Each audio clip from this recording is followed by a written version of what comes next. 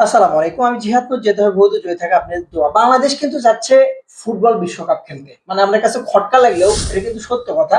বাংলাদেশ অনূর্ধ্ব-15 দল বিশ্বকাপ খেলতে যাচ্ছে। যেখানে আজারবাইজানে ২২ তারিখ থেকে ৩১শে অক্টোবর পর্যন্ত এই টুর্নামেন্টটা ফিফা করেছে। যেখানে বিশ্বকাপের আসর হবে। ১৯৪ টি দেশ সেখানে কিন্তু অংশগ্রহণ করতেছে। অনূর্ধ্ব-15 ওয়ার্ল্ড কাপ অ্যান্ড ফেস্টিভাল নামে এটা টুর্নামেন্টটার নাম দেওয়া হয়েছে। তো কিছু রুলস আছে এটার আলাদা, যেরকম ফুটবল আমরা দেখি সেরকম ফুটবল থেকে কিছু আলাদা ডিটেলস নিয়ে আপনাদের সাথে আলোচনা করার চেষ্টা করব। সর্বোপরি বাংলাদেশের এই অনূর্ধ্ব-15 অংশগ্রহণ করলে কিন্তু অনেকটাই লাভ। কেন লাভ আমি বলি, এখান থেকে কিন্তু ন্যাশনাল টিমের প্লেয়াররা আসবে। ন্যাশনাল টিমের প্লেয়ার এখানে এই অনূর্ধ্ব-15 খেলার জন্য যে ওয়ার্ল্ড কাপে যে অংশগ্রহণ করছে বাংলাদেশ, তো এখানে কিন্তু অলরেডি আমেরিকা বলেন, জাপান বলেন, আপনি এমনকি বাংলাদেশের ন্যাশনাল টিমের যে খেলোয়াড় আছে অর্থাৎ অনূর্ধ্ব-20 বর্তমানে খেলতেছে জাহান আহমেদের কথা যদি বলেন, আপনি জাহান আহমেদের কথা যদি বলেন, ন্যাশনাল টিমে মেবি কিছুদিন পরে ঢুকে যাবে। তো জাহান আহমেদের কথা যদি আপনার জাহান আহমেদের ছোট ভাই ১৪ বছর বয়সী ছোট ভাই, সে কিন্তু খেলার ইচ্ছা প্রকাশ অলরেডি করেছে এবং বাফুফে কিন্তু যোগাযোগ করার চেষ্টা করছে। এবং তা তা ব্যতীতও আমেরিকা থেকে এবং কোরিয়া থেকেও যদি বলেন আপনি, আরো ৪ থেকে ৫টা বিদেশি ফুটবলার এই অনূর্ধ্ব-15 খেলার জন্য আগ্রহ প্রকাশ করছে।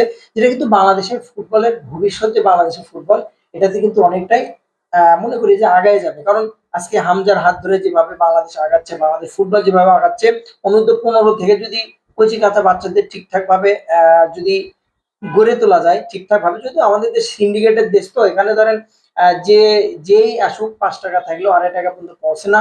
না আছে মাঠ, না আছে ভালো একটা জায়গা যেখানে আব্বাসের মতো ফুটবলার বাংলাদেশে আসে কাদার মধ্যে অনুশীলন করে। সো এদেশে ভাই সত্যি ফুটবল একটু উন্নত হতে, বা যদি আপনি যদি বলেন যে অন্যান্য ইউরোপ দেশ বা অন্যান্য যেগুলো দেশেতে বিদেশি ফুটবলার যেগুলো বাংলাদেশে আসে, তারা যেভাবে ট্রায়াল দেয়, যেভাবে তারা অনুশীলন করে, ওরকমভাবে বাংলাদেশ কিন্তু সুযোগ সুবিধা দিতে পারে না। তাই বলে অন্তত আব্বাসের মতো কাদার মধ্যে নামিয়ে দেওয়াটা একবারে বাফুফের মানে উচিতই হয় না। সিন্ডিকেটের মায়েরা বা পুরোপুরি একবারে ইজ্জতের খায় দিয়েছে।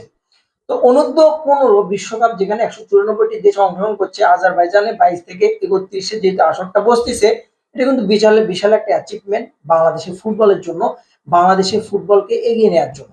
তো টুর্নামেন্টের কিছু রুলস আছে, কিছু নিয়ম আছে, যেটা আপনাদের সাথে আমি যদি আলোচনা করার চেষ্টা করি। অন্যান্য ম্যাচগুলো কিন্তু ৯০ মিনিট হয়, মূলত আমরা দেখে থাকি ৯০ মিনিটের হয়, ১১ জন ফুটবলার খেলে। বাট এই টুর্নামেন্টটা এরকম হবে না। এই টুর্নামেন্টটা হবে হচ্ছে ৪০ মিনিটের, যেখানে ৮ বাই ৮ খেলা হবে। যেখানে আমরা যদি গ্রাম অঞ্চলে দেখেন ছোট নেটে ছোট বারে কিন্তু ফুটবল খেলা হয় এখন বর্তমানে। মেক্সিমাম খেলাটা বেশ জনপ্রিয় হয়েছে আরকি, মিনি বার যাকে বলে। তো সেখানে কিন্তু 7 সেটে খেলা হয়, 5 সেটে খেলা হয়, 6 সেটে খেলা হয়। তো এটা হচ্ছে যেহেতু ছোট বাচ্চাদের নিয়ে অলরেডি কিন্তু শর্ট লিস্টে ২৫ জন ফুটবলারের নাম কিন্তু বাফুফে লিস্টও করেছে। তো ৪০ মিনিটের খেলা হবে, ২০ মিনিট পর হবে বিরতি। আ বিরতি ৫ বা ১০ মিনিট বিরতি হওয়ার পর আরো ২০ মিনিট খেলা হবে। এভাবে টোটালি ৪০ মিনিট, দিনে ২ টা করে ম্যাচ হবে। এবং এখানে কিন্তু একটা বিষয় আছে, সেটা হচ্ছে যে আপনার গ্রুপে হিসেবে ভাগ করেছে এখানে, যেখানে ৩২ টা গ্রুপে ভাগ করা হয়েছে। ৩২ টা গ্রুপে ভাগ করা হবে। প্রতি গ্রুপের চ্যাম্পিয়ন দল সরাসরি নকআউট পর্বে যাবে। ৩২ টা গ্রুপ হবে। ৩২ টা গ্রুপের প্রতিটা যে গ্রুপ হবে, গ্রুপের যে নকআউট পর্বে সে বাকি দলগুলো প্লে অফ খেলবে। এবং আমি মনে করি যে চূড়ান্ত স্কোয়াড মাত্র ১৪ জন খেলোয়াড় আজারবাইজানে ভ্রমণের সুযোগ পাবে। তো যদিও এখন পর্যন্ত ২৫ জন নাম হয়তোবা বাংলাদেশ শর্ট লিস্টে নিয়েছে, বাট সেখানে কিন্তু তারা যেতে পারবে মোটামুটি বলা চলে ১৪ জন। দেশি বিদেশি পাশাপাশি ৪ জন বংশোদ্ভূত ফুটবলারও ট্রায়াল দিচ্ছেন। বর্তমানে বাংলাদেশে যে ফুটবলের যে ১৫ সদস্য আছে, অলরেডি ২৫ জনের যে লিস্টটা বাফুফে থেকে দেওয়া হয়েছে, সেখানে কিন্তু স্পেশাল একটা, আসলে এটা ব্রেকিং একটা নিউজ। সেটা হচ্ছে ৪ জন প্রবাসী ফুটবলার কিন্তু ট্রায়াল দিচ্ছে। কচি কাঁচা বাচ্চা, চিন্তা করেন তাদের মেন্টালিটি, তারা কিন্তু বিদেশি আমেরিকা বা আপনি যদি বলেন যে ইংল্যান্ড প্রবাসী আছে, তার মধ্যে ফুটবলার হামজা চৌধুরীর পরে এবার আমেরিকার ক্লাব থেকে ডাক পাচ্ছেন জাহান আহমেদের ছোট ভাই। এই যে জাহান আহমেদের ছোট ভাইয়ের কথা যদি বলেন, আমেরিকা থেকে যদি বলেন, আপনি ইংল্যান্ড থেকে আছে, বর্তমানে কোরিয়া থেকে আছে একজন। তো এরকম ভাবে যদি অনূর্ধ্ব-১৫ থেকে যদি ফুটবলটা গুছিয়ে নেওয়া যায় এবং এই ওয়ার্ল্ড কাপটা যদি বাংলাদেশ যদি ঠিকঠাক ভালোভাবে যদি চ্যাম্পিয়নও হতে পারে, বা চ্যাম্পিয়ন না হোক কাছাকাছিও যেতে পারে, অংশগ্রহণ করেও যদি ভালো একটা রেজাল্ট নিয়ে আসতে পারে, বাংলাদেশের নাম কিন্তু অবশ্যই কিন্তু ফিফার কাছে যাবে এবং বিশ্বব্যাপী কিন্তু ছড়িয়ে পড়বে। এতগুলো দেশ, এত বড় একটা আসর যেখানে দিনে ২ টা করে খেলা হয়তোবা সংক্ষেপে শর্ট লিস্টে শেষ করার চেষ্টা করবে ফিফা।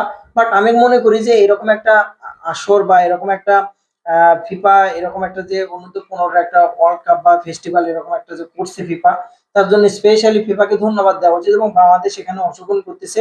এটা কিন্তু বিশাল একটা বাংলাদেশের জন্য অ্যাচিভমেন্ট। অবশ্যই বাংলাদেশ ভালো করুক এই টুর্নামেন্টটাতে।